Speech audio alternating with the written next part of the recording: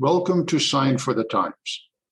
The Society for the Involvement of Good Neighbors, commonly known as SIGN, is a not-for-profit agency in Yorkton, Saskatchewan, Canada, that provides 24 social and community programs and services that fulfill its mission. Provide leadership, programs, and services that assist, support, and empower children, adults, and families to achieve lifelong success. SIGN believes that this will lead to strong and caring citizens and communities. Our podcasts explore those programs and include conversations with those closely involved with SIGN and at times people who have used the services of SIGN. My name is Dick DeRike. Social workers, educators, medical staff, police, and others who work with the public at times encounter situations where individuals or families are likely to experience harm to themselves or others if the situation is not dealt with immediately. However, those social workers, educators, and others may not know or cannot know what other agencies are involved with those persons or families, who else is aware of the potential problem, and who else is already dealing with it. That is why there is a multidisciplinary team called Yorkton Hub.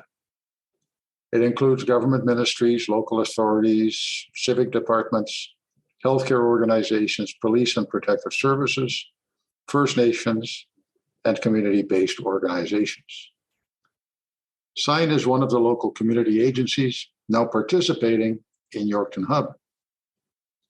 We are talking to two members of Yorkton Hub, the chair of the group, Aaron Tank of Good Spirit Housing Authority, and Jamie DeVos, the manager of SIGN's Triple P Positive Parenting Program and SIGN's representative at the Hub table. Aaron, Hub is not new to Yorkton, although SIGN is relatively new as a member at the table.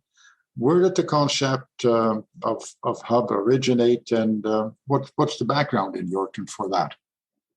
So the Hub initiative kind of balances on three big key concepts, which is collaboration, information sharing, and measuring of success. And so when we originally started Hub in Yorkton, it was spearheaded around April 2012. And really the focus was driven from more of a justice agency perspective. And it talked a lot more about community safety and well-being. And we had a couple key concepts. It was, immediate response to urgent crisis, mitigating elevated risk situations, reducing identified risks, promoting and maintaining community safety and well-being. And while we still do those things now, our shift has really moved away from that reducing recidivism in our communities to incorporating more of that, what we talked about, community wellness. And that's also where SIGN comes into play as well, because SIGN started off at the table and then took a hiatus and now has circled back.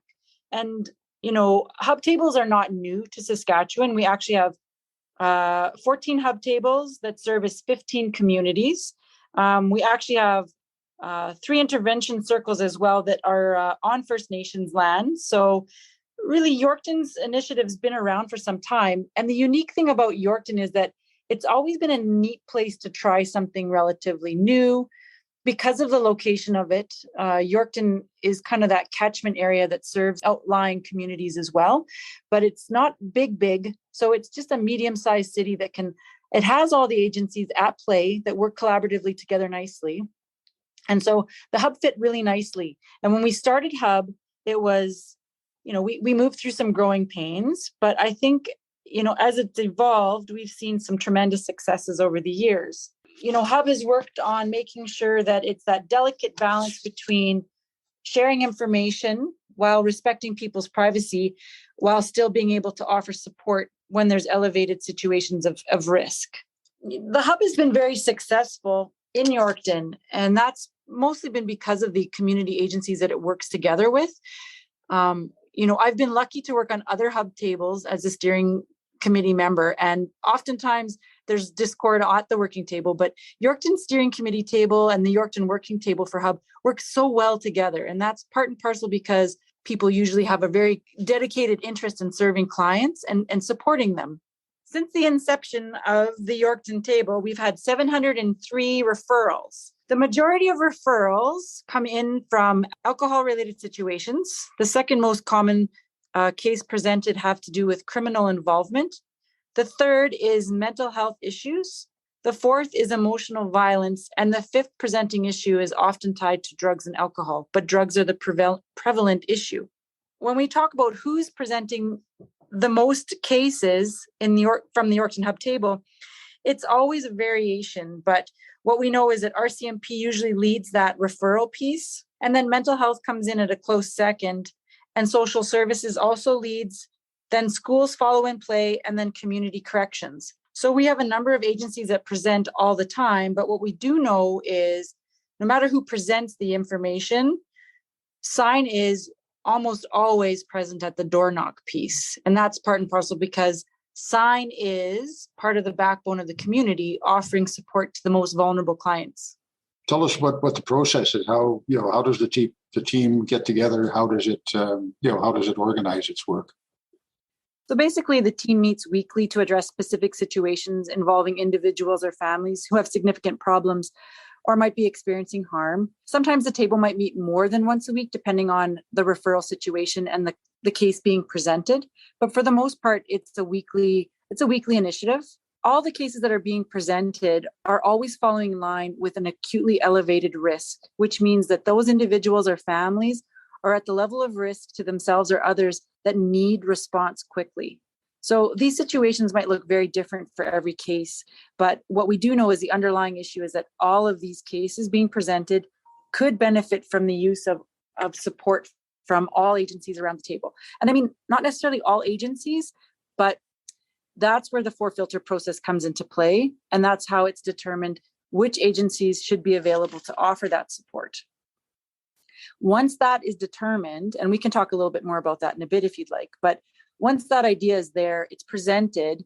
And because all the agencies are around the table, that means that we can mobilize more easily and we're able to offer that support in a very succinct and acute way so that we can address those issues. And we're hoping to always be able to offer that support within 24 to 48 hours. Determining level of risk, I'm sure, is somewhat of a subjective kind of judgment, I would imagine. Are there specific criteria or things that you look for before a decision is made that there is what you call an elevated level of risk? There really is. And I think what's important, and I'm just going to kind of review that piece that talks about what elevated risk is or acutely elevated risk. And really what we're looking for is always to determine the significant interest at stake. And what we're trying to do is be able to prevent and support any other causes of harm. And then the probability of harm occurring, that's always that balance that says there is a reasonable expectation of harm coming to an individual if nothing is done. And then the other piece moves into saying the significant intensity of harm. Every time we present, we're always looking to see the harm could constitute damage or detriment, not only to that person, but others. And it's also more than just an inconvenience. It's very serious. Multiple disciplinary in nature of risk is also taken into consideration. And that kind of takes a look at like the risk factors are beyond the originating agency's scope. So basically, each originating agency has done everything they can to provide support to this client or to this case. They've done what they can, and we're at a loss now. And without working collaboratively to provide all kinds of supports, we could lose this client, or their case could fall through the cracks, and they could miss being connected with the proper resources to take down the level of risk. What about confidentiality? What about privacy? I know that's a major concern in sign and social work, in justice work. Obviously, that's something that needs to be addressed by the Hub table. So I think this is the unique piece about what Hub is, and it's because we work on using a 4-filter process.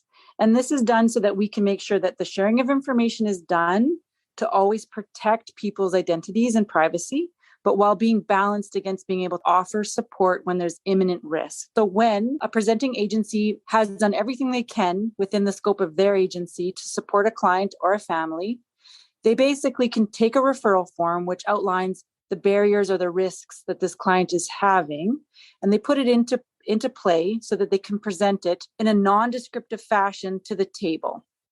So the table consists of the other agencies in the community to offer the support. So at the level 1 is basically that, the agency has done traditional options to provide support. They have worked to reduce risks. They have linked them with services. They've provided them all the resources possible, but there's still that understanding that there's a probability of harm occurring for this client or family.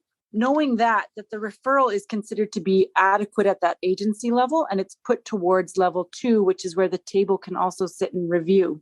Filter 2 is basically using de-identified information about a case. Individuals around the table wouldn't know who we're speaking about or necessarily the information about the case, but they'll know general information so that the right players in the room are actually gaining access to it, or to possibly hearing the next level of what needs to be shared to support this family or individual.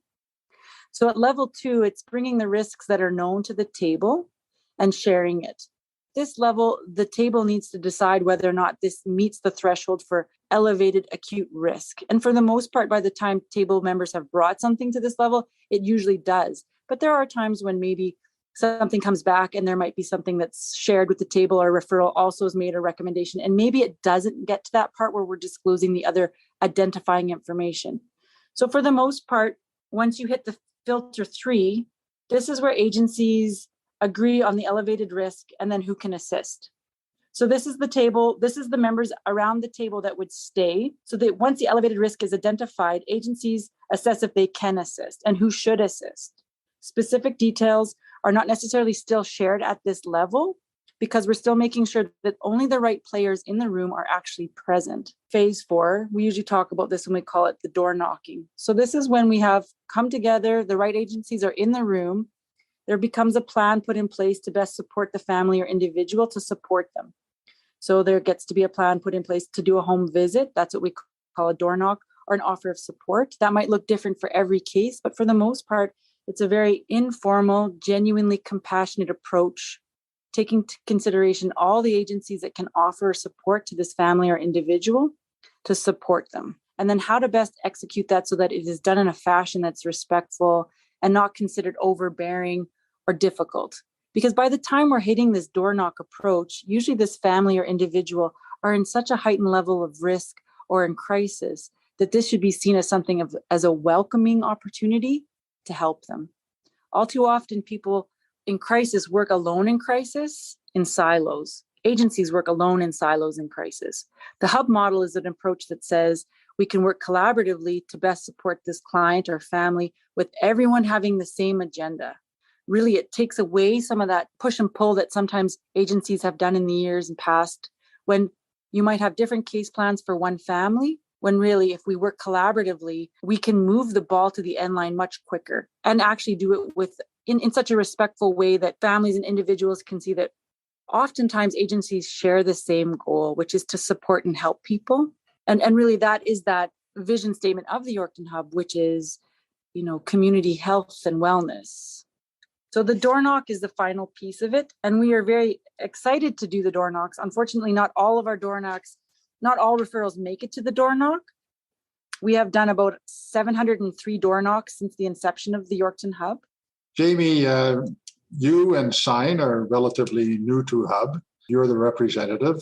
So what does it mean, this process? What does it mean for the programs of Sign and for their ability to utilize the Hub to address issues that Sign staff run into? It has been a very interesting learning process. I heard of Hub in previous work, just didn't really have a clear understanding as to what it was. So one, very excited to be part of it, and two, to have Sign part of that as well is absolutely awesome. So Sign programs benefit from being able to refer their clients to Hub to hopefully, again, prevent some of that significant harm to their clients. So essentially, Hub allows the Sign programs one more option, and potentially even that final option, to offer supports that Sign, the 24 agencies or programs that we have, just can't provide that family or client.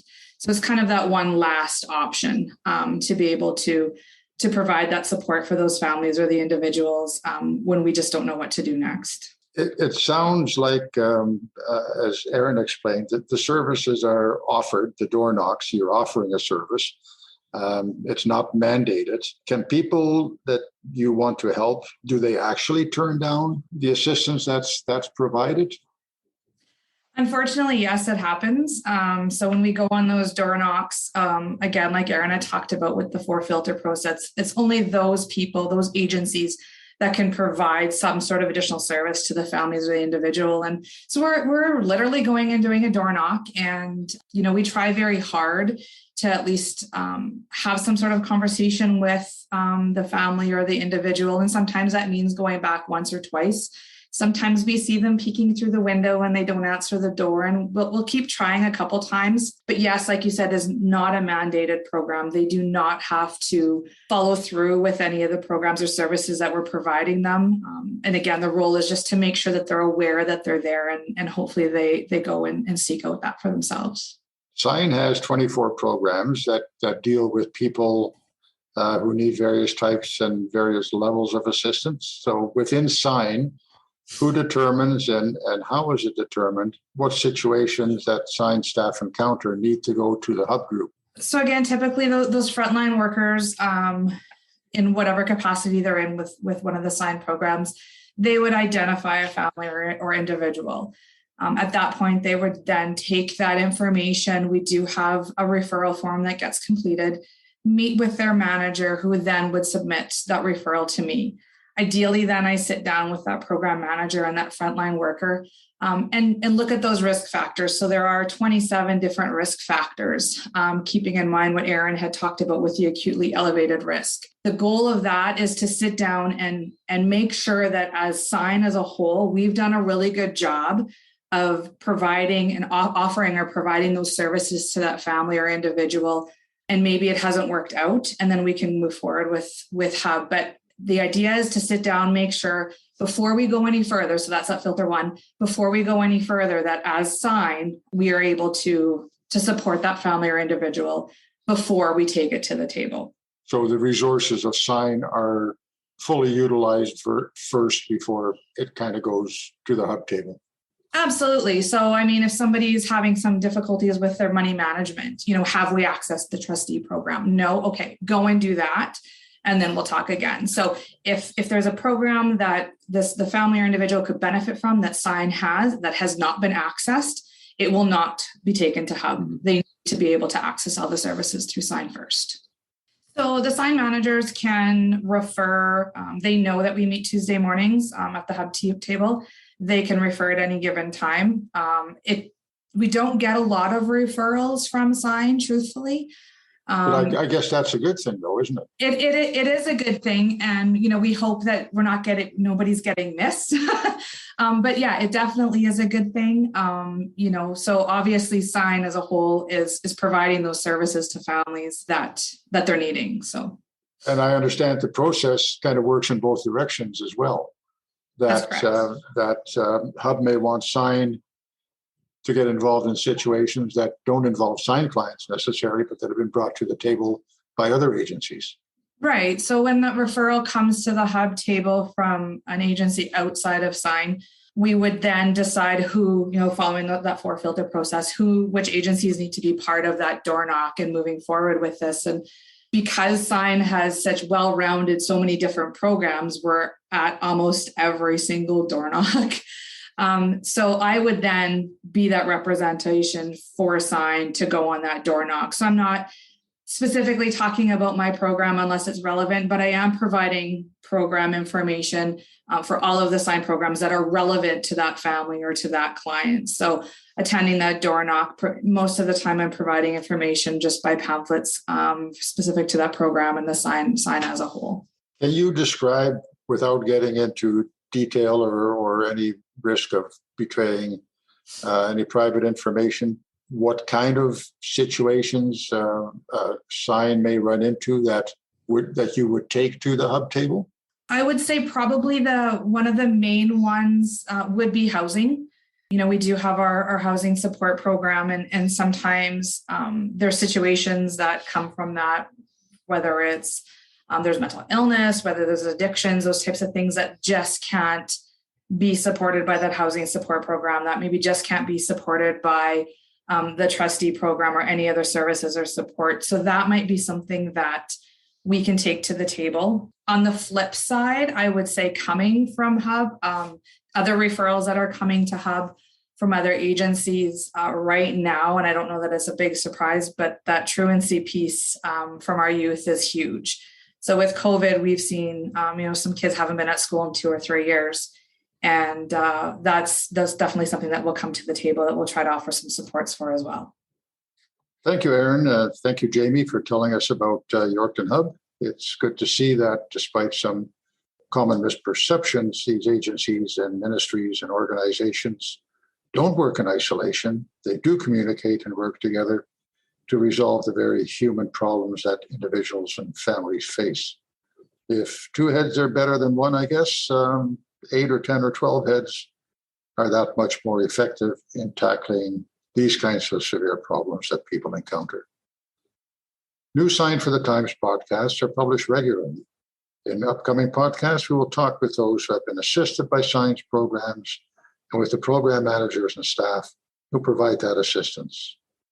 If you have comments or suggestions, please feel free to email communications@signyorkton.ca or use the contact options on our website, signyorkton.ca. We are also on Facebook, Twitter, and Instagram, all at Sign Yorkton. Thank you for listening, and we will talk again soon.